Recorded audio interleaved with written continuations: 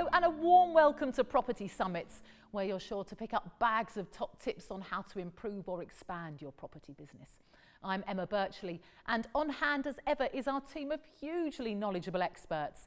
First off, we have Tony Gimple, a man with a direct and no-nonsense approach when delivering advice to buy-to-let landlords, investors and developers, whether that's on tax, accountancy or succession planning. Joining me too is Paul Mahoney, best-selling author and serial entrepreneur. He's the founder of Nova Financial Group, providing property investment advice with a particular focus on the buy-to-let sector. Also with me is Richard Bush, who turned a personal interest in crowdfunding and peer-to-peer lending into a professional passion, co-founding Crowdlords, which pools resources to enable more people to benefit from investing in property.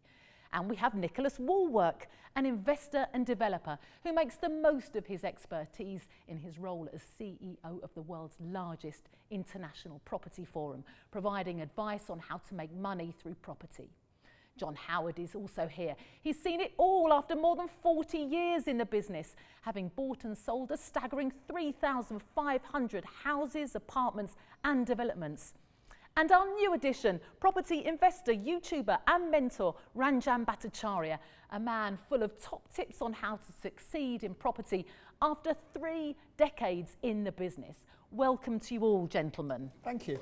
So, first off, now, clearly, you all want to make money. We know that, don't we, for sure? We do. How can you do that and feel good about yourself at the same time, Tony? It's turning it on its head. Since COVID, since the Ukraine crisis, there's a new social paradigm. There's a lot of cross-party support for actually doing the right things for the right reasons. Take social housing. Generally speaking, it's got a bad name. It's hard to build, hard to get permissions for, hard to find the funding. But actually, by finding the right properties, getting the right impact investment, taking pressure off the NHS, and it's not so much being inclusive, it's about helping those who can't help themselves, not won't. So take ex-servicemen and women. They get a rough deal. It's always been the same. Take those who have fallen out of the family net. Well, you can do the right thing for the right reasons, bring in huge amounts of family office money, not just from here, but from abroad. You make sure that actually by solving the homelessness issue, which is very easily done, you do get to feel absolutely brilliant about yourselves and make quite a large amount of money, not just for your generation, but going forward. And you're providing yourself and the future, not just with sustainable property, which I'm sure we're going to come on to later, but the next generation of investors, taxpayers if you like, who will want to repeat the process. So yes, you can do both at the same time. So money to be made sounds tempting. Who here has gone for it? Good question. Well, yeah, we rent to a number of displaced people, working with companies that have contracts with the Home Office, helping along those lines. I think, as a landlord, there are longer leases available working with these kind of operators, typically 5 or 6 years, but I have heard of longer. I know Paul and I are discussing another charity-based organisation, isn't it, Paul? We were literally talking about it yesterday. Yeah, so we're currently trying to source various options there. So one is the refugee option. There's various providers that provide that, and that's long-term leases for landlords and quite good yields to house refugees, which obviously is a requirement. Another one is a housing for vulnerable women. Yeah. So there's various different needs out there, and there's definitely demand for socially aware investing, as Tony said. I think it's probably easier to raise money if there is a social aspect to your project than if there isn't. So easier to raise the money. Are there more hoops to jump through? There are, in that you need to provide a high level, a high standard of housing. It's higher than you think, isn't it? It's much higher than you think. So pretty well all of these providers have quite a high standard with regards to both the standards of the housing, but also the locations and ticking the right boxes and all those sorts of things. So there are more hoops, but potentially there's more reward as well. It's actually higher than probably the open market sales of property, the tenants have a higher level of comfort Services and and services amenities, and so on. yeah. And what I would just say, you know, there's a lot of people doing great things at the moment, and there's a lot of do-gooders who like telling everyone what they're doing. There's other people who have been in the property industry many, many years. Ranjan is one, I'm another, and Richard and so on, and there's some younger members here as well. Were you And pointing at at the end Tony? of the Were you day- pointing at Tony when you said younger men? Well- Members, John? Sort of, yes, I was actually, wasn't I? I was being rather kind, Tony. And what I would say is there's nothing wrong with making money and having to pay, and of course paying your tax, because it's the tax that we pay that provides the social element funding-wise for these schemes. And I get a little bit sick and tired of people saying, oh, I don't mind paying more tax, I don't mind doing more this, I don't mind doing more that.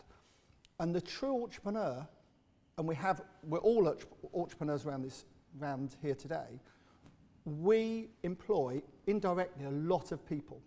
And without us doing so, and we won't do so if the tax becomes any higher than it already is in this country, in my view, then that stops all these other initiatives happening. So the government needs to listen to that and be reducing corporation tax, not increasing it. John, you're going off the subject a bit. You're going on to your tax. I don't think he is. Not really. I don't think he is. And Thank I you, think if you look, say, Bill Gates, if you want to sign up for Microsoft Windows, you will pay the subscription that anyone else will pay. What he's gone down the route of, and which is what I favour, is actually doing a profitable business and then choosing to direct a percentage of that profits laser targeted at charitable causes that you particularly want to support, that support your ideals. At the moment, with the charitable housing and the social housing, we have some structural problems in the UK. Like when you rent to social housing, you tend to have to do it through a larger group, like a housing association. If you rent directly to someone, say on housing benefit, there's some real problems because the local authorities don't pay all of the rent. There's a top-up amount. It's difficult to get possession.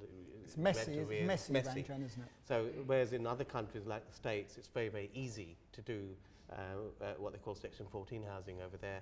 The ways of getting those top-ups are far, it's on the landlord's side. Whereas in the UK, you do have to go through these larger umbrella groups, and they're usually set up around particular causes and themes. Like now there's a whole bunch set up around the Ukraine crisis. So I think that's one of the problems. So there's nothing wrong with generating your profits and deciding it's then not a to crime. later It's not a crime. I agree, but John was making his point about the tax level, which always seems to come up every single subject. I've paid a lot of tax this last year or so, and I'm peeved about it That's because good. I don't That's want it wasted. because you've made lots of profit. Well, But I agree with you. I think one of the questions is whether you do your charitable work, inverted commas, with your profits, or whether you do something that has a social impact, like providing housing for. And the challenge that we've always found is finding the organisations and opening a conversation with them. So how is it best to go about finding them, Tony? What is truth, said Pilate. I mean, there is no right answer. Whether you're doing it from profit or whether you're making your profit from the good work is down to you as an individual. But the big providers are slowly being squeezed out of the market. I'll give you an example. Just started working with an ex-services charity for rehab, PTSD, the works. They've now got all of the funding they need, as a specialist care provider. So we're just helping them buy the freehold of their current building. So it's, if you're giving it a tithe, so 10% say out of income profit, or you can have a structure whereby one of your businesses is totally and utterly dedicated to those good works. 100% deductible, you can work with local authorities, you can work with crisis, whoever you want to. You still make money, but bear in mind, one chimney pot, what did that take to build? Look at all the trades, look at all the taxes that paid, the people it employed. And I'm as far from the left as it's possible to get, fully paid up One Nation Tory, Spartan Brexiteer, the works. But that is not mutually exclusive to having some kind of... That's a good point, Tony. Very good point made.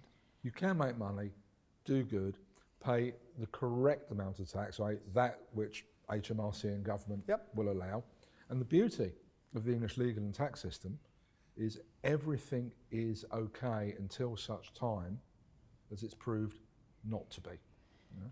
So critical, do your research, do the background, do the deep dive, be careful of the very, very large providers because they're ripping millions overheads out of the must be system. massive, Tony, aren't they? Oh, their overheads are massive, Yeah. but then they're making some serious amount of profits as a result and not always doing such a good job. So choose with care. And as I've always asked of people when I talk to them for the first time or forever, whatever they say I want to do, ask them why. And ask yourself, why do I want to do this? If it's just to make money, well, okay, maybe you won't end up doing the right thing for you or anybody else. But if it's to actually build something, almost as a legacy, then you're starting to reach the right reasons. And I've seen people who are evil, mean, wicked and nasty, and not all of them are property developers. Oh, that's nice to know. My pleasure, yeah. Ranger? Yeah. I don't think property developers are. No, they're not. Here we are. They're not, you know, yeah. We're actually in this commercial space it's here, lovely. this warehouse thingy, Yeah. and it's going to be sold. It's up for sale actually. And this is okay. We're using it now, but it doesn't have a use. This is a lovely spot.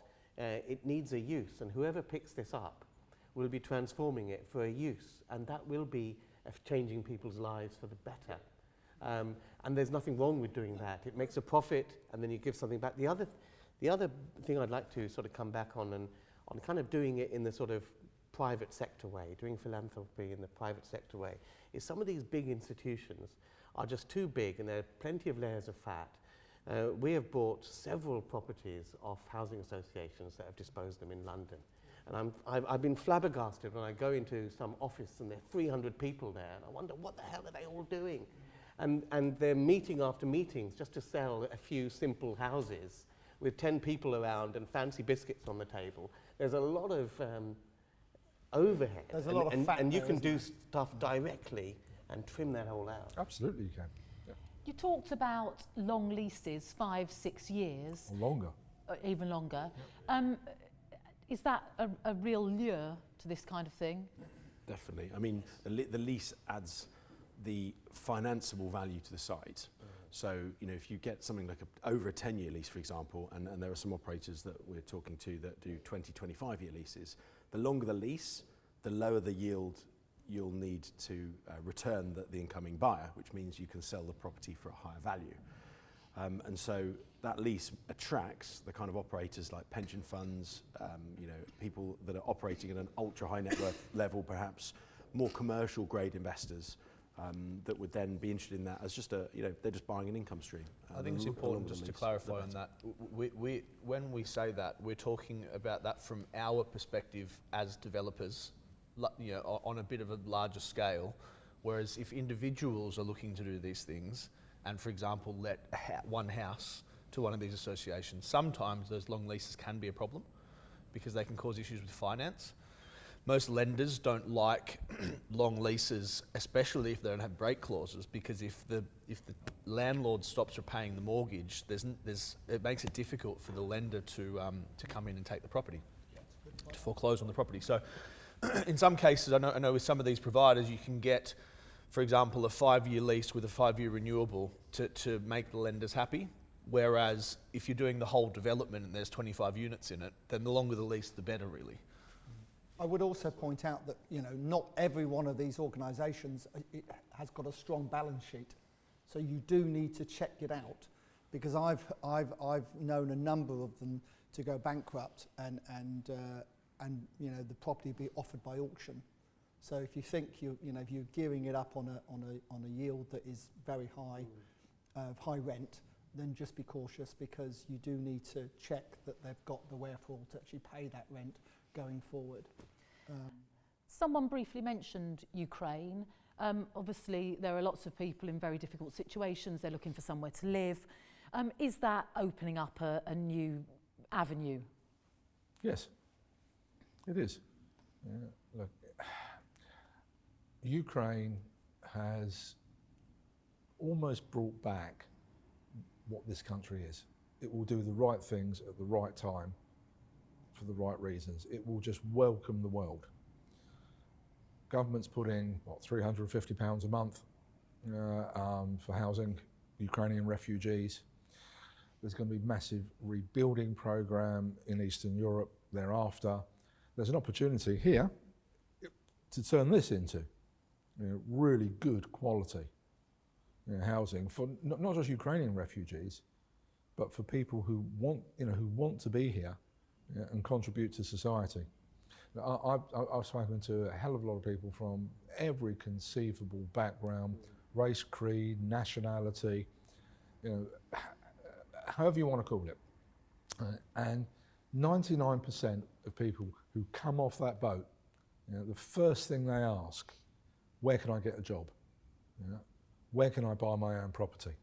And they just need the helping hand. And that's what we're good at. You can get tax breaks from it. They feel welcome. They become part of society. And it's one of the few countries where a butcher's boy or an apprentice, or a blacksmith's son can get to the highest offices of state.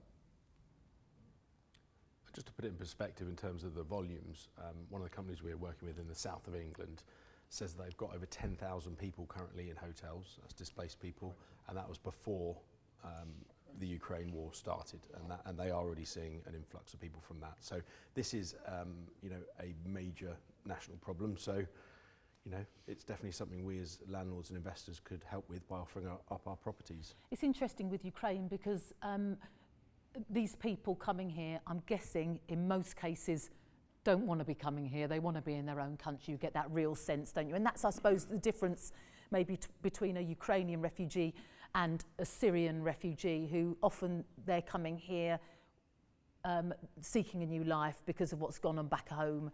They don't want to go back. Does that change how you go about things? Yes and no.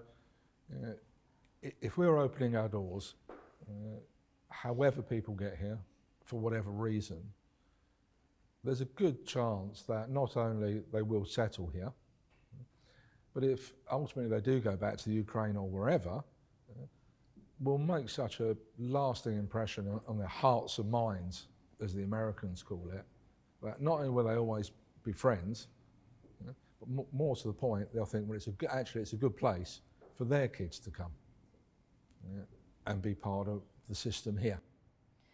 Do you think it's fair to say that there's been a kind of a shift in the mindset of property investors from however long ago it was, but when the government first started saying you need to set aside this percentage of your development for social housing or whatever, where certainly the sense I've got back then was that it wasn't hugely welcome always? It's still not. Well, it's more accepted, isn't it? It's just part of it. It's part of it, yeah. But I think there's a difference between forcing someone to be charitable and encouraging them to be charitable. Yeah. Through incentive and that sort of thing. If there's tax reasons to be charitable, more people will be charitable. Whereas if you just say you have to do this, everyone will do everything they can to avoid it. And That's at very interesting. At the end of the day, the more social housing requirement on a development, the more difficult it is for the developer to make money. Yeah, the less viable it is. And the less viability. So at the end of the day, Because of it's the a bit of a vicious right. circle. That it sounds great that 30% are going to be out of 100 are going to be for social housing, but actually, you can offer sometimes what's called a commuter payment, which is a payment off-site, if you like, for another development to be built, and that quite often is a better way of doing it, I think, than forcing a developer to put social housing on their site. Does that not inevitably lead to a sense of us and them, different types of people living in different types of property? I'm not ashamed to say, Emma, that may well be the case in certain cases, but we all want to live in this lovely, fluffy world. The truth is the world isn't like that. We've seen that with Ukraine and I think, in other places. And, the market, as my great friend Paul Mahoney says, is a micro market across the whole UK. So, I mean, you can't always force a social situation. They happen naturally. I mean, this building's a good example. They said it might be for sale. I'm sure it's probably worth about 10 million or something. Yeah. This isn't going to be converted to social housing. No. you know, this is prime central, well, it's zone 1 London. It would make no sense from a financial perspective for this to end up social housing because the flats will go for millions.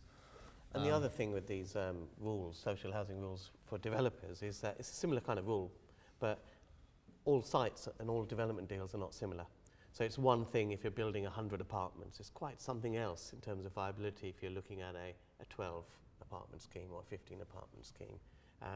And then there's, you know, the issues of how much the land values are, the end values, whether it's actually viable to do so. And and when you start looking at, when you get involved in battles with the council regarding viability, then it just becomes it's a very adversarial thing. And because I don't think they see it from a business point of view. They actually seem to view it as though all of it should be social, quite frankly. So bottom line then, of you all here, who is going into the future thinking you might do more of this? Absolutely. Nick and I are looking at doing Yep. a decent sized development with it at the moment. So yeah, it's definitely picking up. I'm looking to make as much money out of my developments as possible in order that Rishi Sunak takes some tax off me and invests it wisely in social housing requirements. What a glorious spot to stop. So money to be made, you can feel good about yourself at the same time. Brilliant. Well, thank you ever so much, gentlemen. And thank you for joining us. Hopefully you've picked up some fantastic tips today. Until next time, goodbye.